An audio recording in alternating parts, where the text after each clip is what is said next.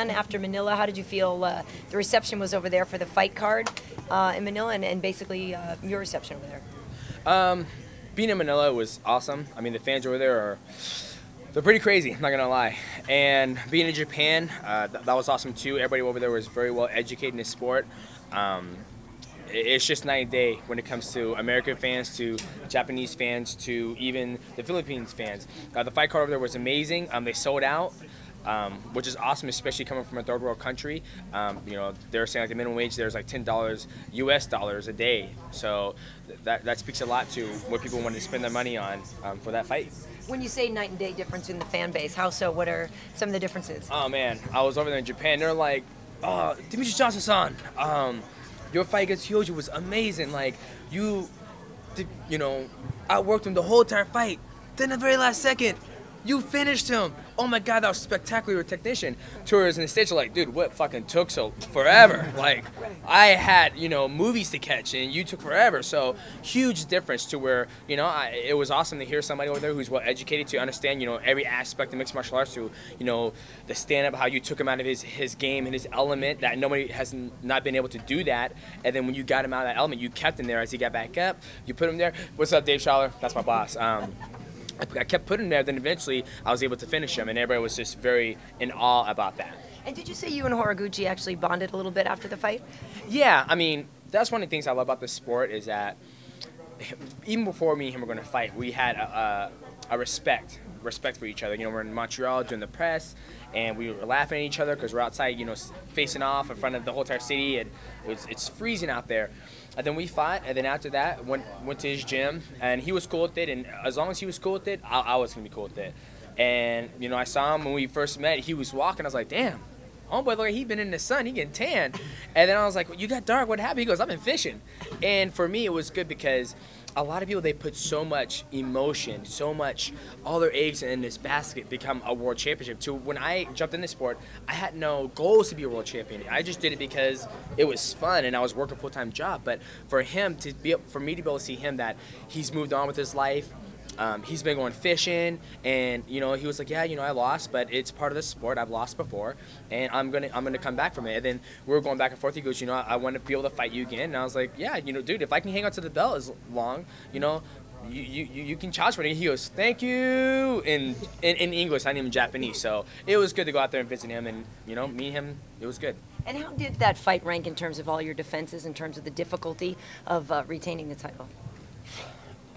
He was tough. He was very tough, and he had a very awkward style to where, you know, when I first started doing mixed martial arts, my style was almost like theirs. Like, I would move so much to negate people's strikes and stay away when I was at 135. But now that I'm fighting guys who are my size, you see me now, I'll move a little bit, but I like to come forward and get my clinch game and start striking from there instead of trying to overextend across the distance and take people down and pass guard. So for that, the stand-up aspect of it, you know, it was very difficult. But on the ground, you know, I was able to display, you know, once to take you down, I can pass guard, get you in a crucifix, you know. So I would say, you know, they're all tough. I mean, they don't fall like they used to when I was in my amateur days. You know, amateur days, I'll take them down, pass guard, and, you know, take the back, cross face, choke them out, and boom, we'll be done. So, but now, it was a good one. So tonight's fight, with Dodson fighting, are you looking forward to fighting him again? Because that's the fight it seems like everybody wants to see, but Makovsky's in the way. But what do you think is going to transpire tonight? I believe Jon Jones is going to probably knock out Zach Makovsky. I'm looking forward to fighting anybody, whether it's Dawson, Zach Makovsky, Joseph Benavidez, or John Moraga. Hell, why not Henry Cejudo? So I gotta tell everybody, like, everybody gets in this fighters get in this set mindset that I'm gonna fight this guy, I'm gonna fight this guy, to where I don't care. Like, once Sean Shelby calls me, he goes, hey, you know, hey, it's gonna be Dawson. I'm like, fucking amazing. Where are we gonna fight at again? We're gonna fight here. Perfect, sounds good. We're gonna fight and we're gonna see who wins, and then whether I lose or win, I'm going to move on with my life and get ready for the next one. So I was telling somebody else upstairs that it never stops. It's one after another after another. It's not like the Super Bowl. When you defend your belt the six times, you know, you get a year and a half off. You know, you do a big press tour, everybody's throwing stuff at you. You know, man, here's a Rolex watch, Demetrious Johnson, good job on your 6 title defense. It's not like that. You move on to the next one. After I beat Dotson again, I'll move on to the next one. Then there's going to be somebody else, then somebody else. If I lose, move on to the next one. Then the next one, and the next one, next one. After this interview, you guys are going to move on to the next fighter. Then after him, and the next fighter. So that's how life is. You being so comfortable, does that have an advantage? Because, like you said, other fighters get really wound up and focused on one guy. Do you think being so loose gives you an advantage over a lot of fighters, just being comfortable the night of the fights and not caring who you fight? Yeah, I totally agree. You know, I felt when Ronda Rousey, when Kat Zingano was about to fight Amanda Nunes, and we were both fighting the same card, we're in the same locker room, and she's warm. She's like, hitting hard. And I'm just like, just eating. I'm like, just a fucking fight. Don't worry about it. She goes, I don't need to hear that right now. And I was like, dude, it's just a fight. Like, you're just gonna go out there, and I think people forget like the ultimate goal is to be able to take care of your family, to be able to have a career at doing this, to be able to wake up, do what you do every day, what you love, which is be able to go to the gym, spend time with your family, and that's my bigger picture. That's what I put my energy into. Then where it's like, here we go, woo! No, you give me the backups like, you know, joking around with Michael Bisping. I'm sure you guys saw that picture of him, you know, in his underwear and he's dancing and Matt's giving him a massage. I'm just sitting there chilling. I was like, hey, we're gonna go fight and see what happens. So that's my outlook. You know, John Dodson said that he would like to be your anti-hero. You know, he kind of, obviously, you know, he thinks you're boring, and he thinks that the division needs more personalities like his, and that he wants to be the anti-hero. He's totally cool. He knows that everybody, he's divisive. Some people hate him, some people love him. Do you think you need an anti-hero? I mean, that's not what I look for. You know, I'm at home like, I ain't a fucking bad guy in my superhero life. Like, I'm at home thinking about that. So it's hard for me to say, yes, I need this in my career. I absolutely need this, because once that's gone, then what's left? Like, that's what people think of the short term to where I think of the long term, to where I'm more focused on just building myself as a great martial artist. That way, if there never comes an anti-hero, you know, you think about Jose Aldo, like, it pisses me off that now he's getting, like, the division's getting all this hype because there's great athletes in that division, like Chad Mendes, you know, Ricardo Lamas, Jose Aldo. I mean, he's phenomenal. People forget, like, he was a champion in WC and he defended through all out WC, destroyed people. Now he's destroying everybody in the UFC, and people forget about that. And so now here comes, you know, Conor McGregor. Nothing against Conor McGregor, I love the guy.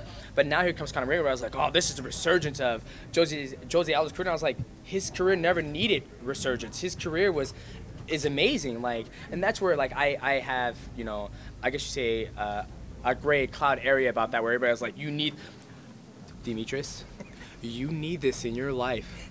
I'm like, get the fuck out of here, bro. Like, I don't need that. But so it's disrespectful to Jose. You're saying that he needed this for people to recognize how great he is. When people say that, I think so. Yeah, absolutely. I think it's disrespectful for a guy like Jon Dodson to say we need this in our division. Where it's like, guys, we have phenomenal athletes. You know, Joseph Benavidez, a guy. You know, I put Joseph Benavidez on a pedestal because me and him, we weren't the guys fighting at 125, you know, around the world, you know, fighting outside size. We were the guys like, dude, we're both small. We're going to fight at 135, and we're going to make a statement. And we competed very well there. And so we've been around for a long time, to whereas we've done well. Or guys like, you know, the division is so full of great athletes to where I feel when he says that, he's shit on everybody. That's, in my book, that's how I see it. But somebody else might be like, you know, Aaron Hawani goes, I think you guys need this. This is a good thing for you guys. But everybody has their own opinion. So that's my opinion, to where when I feel somebody, even, it's not even Jon Dodson say that, you know, Conor McGregor say that about his division, that's his division. And when he says that, I'm like, he's shitting on everybody in the division. You say you don't need an anti-hero, but, I mean, Aldo's going to get a pretty nice payday because McGregor's bringing that attention. I mean, you can't tell me you turn that down. No, absolutely not. But then what's his next paycheck going to look like? The paycheck after that. The paycheck after that. The paycheck after that. The paycheck after that. It's almost like, you know, drug money. I'm running all these drugs, dog. I'm getting all this money. I'm on the fast track. You get caught, and then now you're like, oh, man, I'm back at a normal job making $20,000 a year. To whereas if I made this drop, I would have made 80 grand. That's the way I look at things. How do you see that fight going with Aldo?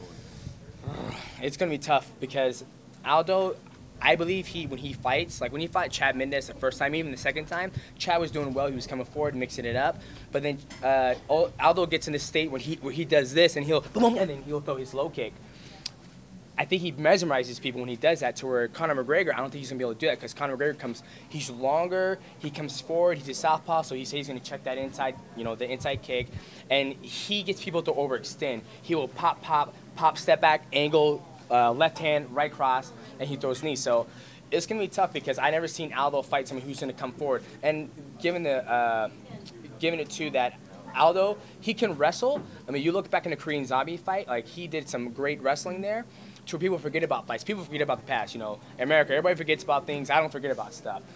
And Conor McGregor, he can wrestle too. He did a great lateral drop on Diego. I forgot his name. The Brazilian guy, Diego. I forgot his last name. Diego Brandao. There you go. Diego Brandao, and Conor McGregor, he does one thing very well. He passes guard.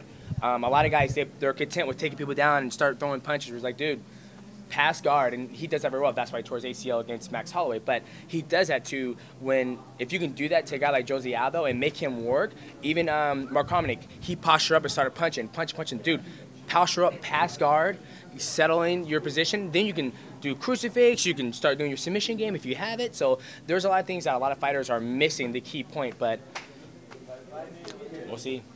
When do you want to fight again? Whoever the opponent is, when are you looking to get back in? I'm looking to get back in there. September or late August, hopefully. So we'll see what happens. You know, obviously everybody's got to be healthy, and then there's a man who talks a lot, but his dad put him in check. But we'll see. We'll see what happens. I mean, I'm shooting for late August or September, late September, whatever. Good.